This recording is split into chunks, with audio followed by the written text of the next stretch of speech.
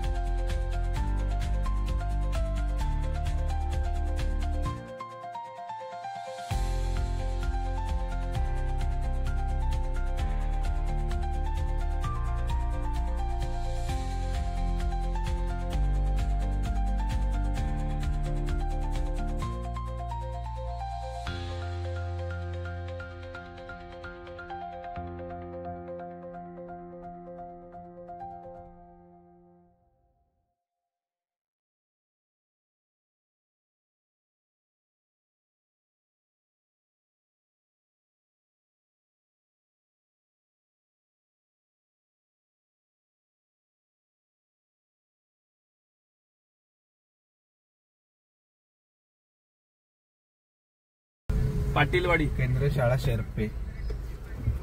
हा पाटीलवाडी आली। केंद्र शाळा येईल रे शेर्पे विचारू हे शेर्पे आलो शाळा पडलाय का धबधबा पुढे आहे काय वर पडलाय राईट साईडला काय ओके थँक्यू कुठे पडलाय। नमस्कार मित्रांनो, कोकण हे हंगामी पावसाळी धबधब्यांसाठी प्रसिद्ध आहे। पावसाळ्यात डोंगर रांगेतून खाली कोसळणारे अनेक धबधबे दिसतात, पण पावसाळा संपल्यानंतर हे सर्व धबधबे गायब होतात। नापणे धबधबा हा अपवाद आहे। सिंधुदुर्गातील वर्षभर पडणारा हा एकमेव धबधबा आहे। नापणे हे वैभववाडी तहसीलमधील एक लहानसे दुर्गम गाव आहे। या धबधब्याचे उगमस्थान 5 किलोमीटर वरच्या बाजूला असलेल्या नादवडे येथे आहे। नादवडे येथे एका ठिकाणी अचानक एक पाण्याचा झरा फुटला आहे। स्थानिक लोक त्याला उमाळा म्हणतात। सुमारे 4 ते 5 किलोमीटर प्रवास केल्यानंतर नदी खाली उडी मारते, ज्यामुळे एक भव्य धबधबा तयार होतो। हिरव्यागार जंगलांनी वेढलेले हे ठिकाण एक निसर्गरम्य सौंदर्य देते। येथे विविध वनस्पती आणि प्राण्यांचा अभ्यास करण्याची संधी मिळू शकते। येथे अनेक प्रकारचे पक्षी पाहता आणि ऐकताही येतात। चला तर मग पाहूया। येथे पर्यटकांसाठी काचेचा पूल देखील आहे, ज्यामुळे याला नापणे धबधबा काचेचा पूल असेही म्हणतात। नापणे धबधबा सिंधुदुर्ग जिल्ह्यातील वैभववाडी तालुक्यात आहे। येथे पर्यटकांसाठी एक आकर्षक काचेचा पूल आहे, ज्यामुळे धबधब्यांचे विहंगमय दृश्य पाहता येते।